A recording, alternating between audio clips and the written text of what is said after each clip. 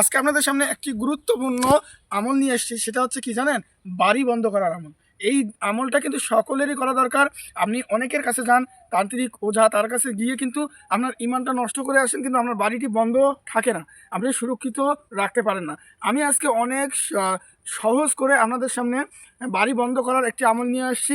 আপনি যদি এই প্রসেসে আপনার বাড়িতে নিজেই আপনার বাড়িটি বন্ধ করে নিতে পারবেন, এবং আপনি যদি আপনার বাড়িটি বন্ধ করে নেন, তাহলে অবশ্যই আমি আশা করি এই ধরনের জিন, জাদু কিংবা মানুষের ব্ল্যাক ম্যাজিক থেকে আল্লাহ তাআলা আপনাদেরকে হেফাজত করবে। তাই বলবো যে ভিডিওটি স্কিপ করবেন না, শুরু থেকে শেষ পর্যন্ত দেখবেন এবং নিয়মটি সুন্দরভাবে দেখে সেই নিয়মে আপনারা যদি কাজ করতে পারেন, তাহলে আমি আশা করি আপনি আপনার বাড়িটি নিজেই বন্ধ করে নিতে পারবেন।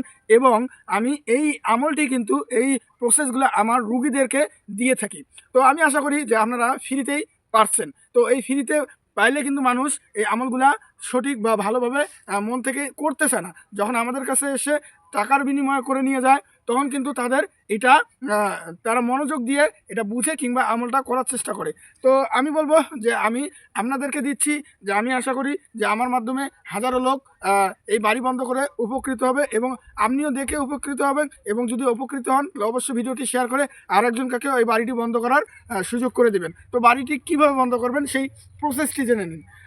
আসলে দোয়া কালাম সকলেই জানে, কিন্তু প্রসেসগুলো জানতে পারে না, কিংবা তারা সঠিক নিয়মে এই বাড়িটি বন্ধ করতে পারে না। এই কারণেই তাদের বাড়িটি বন্ধ থাকে না।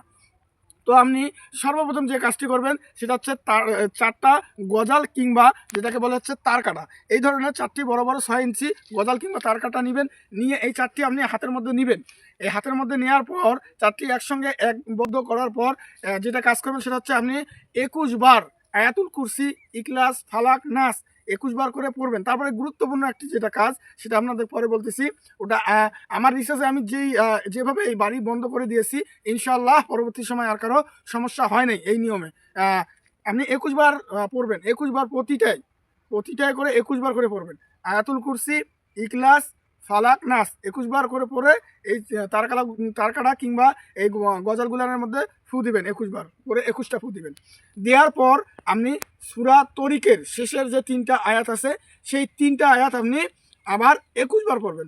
পড়ার পর আবার ফু দিবেন। এটা ফু দেওয়ার পরে এটার কাজ শেষ। তারপরে যেটি করবেন সেটি হচ্ছে যে আপনি বাড়ির চারদিকে 4 কোণায়, আপনার যে কর্নার থেকে এই 4 কোণায় বিসমিল্লাহ বলে আপনি এই তারকাটা কিংবা এই গজালগুলান চারকাটায় গেড়ে দিবেন। মানে চারটি আপনি এমনভাবে পুঁতে দিবেন যেন আবার কেউ তুলতে না পারে। এ কারণে 4 আঙ্গুল মাটির নিচে গেড়ে দিবেন বা পুঁতে রাখবেন। তাহলেই কিন্তু আর আপনাদের এই বাড়িটি বন্ধ হয়ে গেল। এভাবে আমি অনেক রুগীদেরকে দিয়েছি, তারা আলহামদুলিল্লাহ এখন আর কোনো সমস্যা হচ্ছে না।